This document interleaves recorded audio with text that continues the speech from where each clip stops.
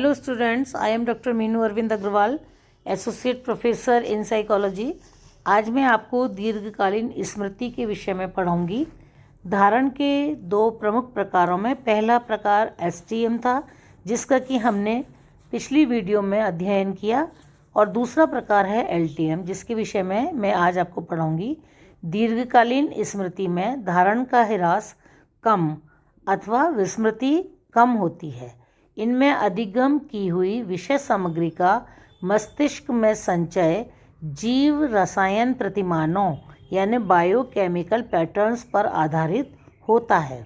LTM के neurophysiological पहलू से स्पष्ट है कि स्मृति सेरिब्रल कॉर्टेक्स के भूरे पदार्थ के गैंग्लियोनिक कोशों से संबंधित है। इसका संबंध सेरिब्रम के कुछ श्वेत तंतुओं से भी है। अनेक मॉलिक्यूलर जैविक तथा जीव रसायन संबंधी अध्ययनों से पता चला है कि प्रोटीन संश्लेषण, पेप्टाइड्स तथा आरएनए में परिवर्तन एलटीएम की स्टोरेज में महत्वपूर्ण भूमिका अदा करते हैं। धारण करने की जो एलटीएम को धारण करने की विधियां हैं, उनके ऊपर भी प्रकाश डालेंगे। धारण और विस्मृति से संबंधित एक महत्वपूर्ण समस्या यह भी है कि किसी विषय सामग्री का अधिगम करने के बाद विभिन्न समयांतरों के बाद धारण किस मात्रा में रह जाता है। ये मुख्यतः दो बातों पर निर्भर करता है कि विषय सामग्री का धारण किस प्रकार किया गया है, तथा दूसरा इस बात पर भी निर्भर करता है कि किसी अधिगम सामग्री को किन परिस्थितियों में और कितनी बार याद किया गया है। अंडरवुड के अनुसार यह कहना है कि 24 घंटे में अधिगम की हुई सामग्री का 75% विस्मरण हो जाता है, गलत है। धारण के मापन हेतु निम्न जो मैं अभी बताऊंगी आपको प्रमुख प्रविधियां हैं, उनका उपयोग किया जाता है। नंबर 1 है पुनः स्मरण यानी रिकॉल। यह धारण मापन की सरल और प्रचलित विधि है। इस विधि में किसी सामग्री का अधिगम कर लेने के बाद यह देखा जाता है कि विभिन्न समयांतरों के बाद प्रयोज्य अधिगम में धारण की हुई सामग्री का कितना सही भाग दोहरा लेता है। इस विधि को सक्रिय पुनः स्मरण यानी एक्टिव रिकॉल भी कहा जाता है। प्रयोज्य दोहराने का कार्य लिखकर या बोलकर किसी भी प्रकार से कर सकता है। प्रयोज्य दोहराने का जो प्रयोज्य अधिगम सामग्री को भी किसी क्रम में याद करने के लिए स्वतंत्र होता है।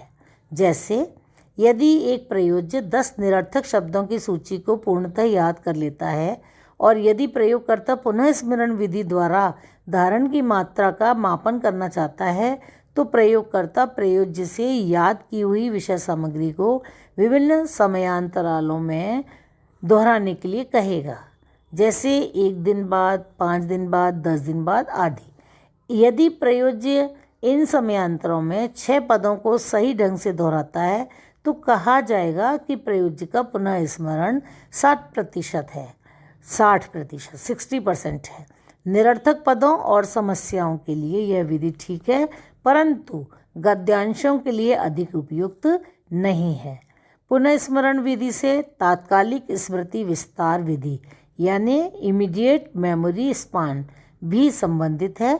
इस विधि में अक्षर, अंकों, शब्दों या संख्याओं में से कुछ भी प्रयोज्य के सामने प्रस्तुत किए जाते हैं। प्रयोज्य तत्काल उन्हें दोहराता है। पदों, अक्षरों या अंकों की संख्या तब तक बढ़ती जाती है जब तक कि प्रयोज्य अंतिम पद को दोहराने में असफल न हो जाए। जैसे प्रयोज्य 8 अंकों वाली संख्या को दोहरा लेता है तो उसका तात्कालिक विस्तार 8 होता है। जब युग्मित सहचर विधि द्वारा पुनः स्मरण कराया जाता है, तब उद्दीपक पद को प्रस्तुत करके संबंधित अनुक्रिय पद का पुनः स्मरण करने के लिए कहा जाता है। प्रयोज्य जितने युग्मित सहचर पद सही दोहराता है, उसका वही धारण प्राप्तांक होता है। पूर्वाभास विधि द्वारा भी पुनः स्मरण संभव है। इसमें संपूर्ण सूची को प्रयोज्य के सामने मेमोरी ड्रम की सहायता से या बोलकर प्रस्तुत कर दिया जाता है। फिर सूची का एक पद बोलकर प्रयोज्य से पूछा जाता है कि वह पूर्वाभास के आधार पर बताए कि सूची का अगला पद कौन सा है। इस प्रकार के अधिगम द्वारा शुद्ध पूर्वाभास की संख्या ही धारण प्राप्तांक होता है। तो ये थी पुनः स्मरण विधि, जिसमें हमने किस तरह से पुनः स्मरण कराया जाता है इसको समझा।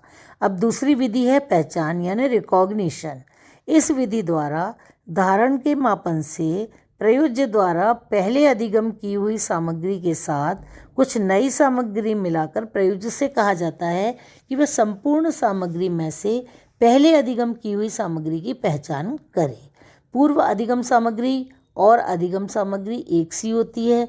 उदाहरण के लिए सार्थक शब्दों में सार्थक शब्द मिलाना या अनेक घड़ियों में अपनी घड़ी पहचानना। इसी प्रकार से निरर्थक शब्दों में निरर्थक शब्द ही मिलाए जाते हैं। इस विधि की दो सीमाएं हैं। पहला, कई बार पदों की पहचान केवल चांस के कारण हो जाती है। सी वर्ड के अनुसार पदों की पहचान पदों की सजातीयता पर निर्भर करती है। कितना मिलता जुलता है यह इस पर निर्भर करता है। तीसरी विधि है सेविंग मेथड, बचत विधि। इस विधि को पुनः अधिगम विधि भी कहते हैं। इस विधि में प्रयोज्य सर्वप्रथम किसी अधिगम सामग्री को भली प्रकार याद कर लेता है। इतना याद करने में जितने प्रयास लगे हैं, प्रयास संख्या नोट कर लिए जाते हैं। कुछ समय पश्चात प्रयोज्य की इसी विषय सामग्री को पुनः पहले की तरह तथा उसी स्तर तक याद करवाया जाता है। इस बार पुनः याद करने में प्रयोज्य को कितने प्रयास लगे नोट कर लिया जाता है। अंत में यह ज्ञात किया जाता है कि पहली बार और दूसरी बार किए गए प्रयासों में कितना अंतर है। उदाहरण के लिए यदि एक विषय सामग्री को 20 प्रयासों में पूर्णतः याद कर लिया जाता है और कुछ समय बाद इसी सामग्री को पुनः याद करने में 6 प्रयास लगते हैं, तो कहा जा सकता है कि उस विषय सामग्री में 14 प्रयासों की बचत हुई। इस विधि का यह एक दोष है कि किसी सामग्री का पूर्ण रूप से अधिगम कर लेने के बाद उसी सामग्री से प्रयोज्य की परिचितता होने के कारण अधिगम कुशलता बढ़ जाती है। अतः कहा जा सकता है कि बचत परिणाम इस अधिगम कुशलता का परिणाम है, न कि धारण का। अतः इस सीमा को दूर करने के लिए पुनः अधिगम कराते समय प्रयोज्य को पूर्व अधिगम वाली सामग्री न देकर समतुल्य सामग्री देनी चाहिए। मापन विधियों का चौथा प्रकार है पुनर्रचना, जो मैं इसमें टाइप करने से रह गया है और आप वैसे नोट करें। चौथा प्रकार है पुनर्रचना या रिकंस्ट्रक्शन। इस विधि में प्रयोज्य को किसी सामग्री का अधिगम करा दिया जाता है, फिर प्रयोज्य के सम्मुख मूल सूची को अंशों में तथा अक्रमिक रूप से प्रस्तुत करके उससे यह कहा जाता है कि वह सूची के अंशों को मूल रूप में व्यवस्थित करे। इस विधि में रंगों, आकृतियों आदि का उपयोग होता है तथा शाब्दिक सामग्री का उपयोग कम होता है। इस विधि की सबसे बड़ी सीमा यह है कि इसमें उसी सामग्री का उपयोग होता है जिसे खंडित किया जा सकता है। तो इस प्रकार यह हमने दीर्घकालीन स्मृति को समझा। पहले की वीडियो में हमने अल्पकालिक स्मृति को समझा था। अल्पकालिक और दीर्घकालिक स्मृति में क्या अंतर है? इस अंतर के कुछ मुख्य रूप से 4 अंतर सामने आते हैं। पहला, स्मृति की संचय क्षमता। स्मृति की संचय क्षमता में अंतर, स्टोरेज कैपेसिटी में अंतर।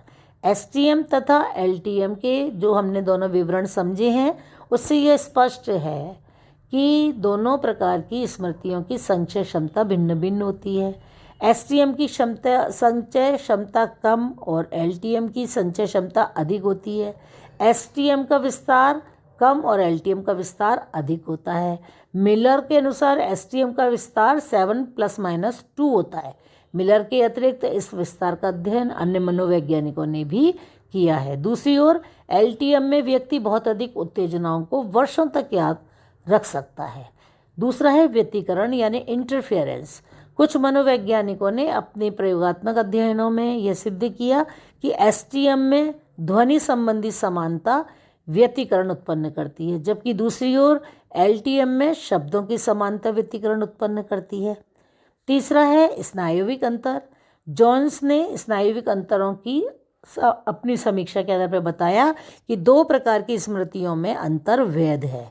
हैब के अनुसार 2 प्रकार की स्मृतियों में 2 अलग अलग प्रकार की दैहिक प्रक्रियाएं होती हैं।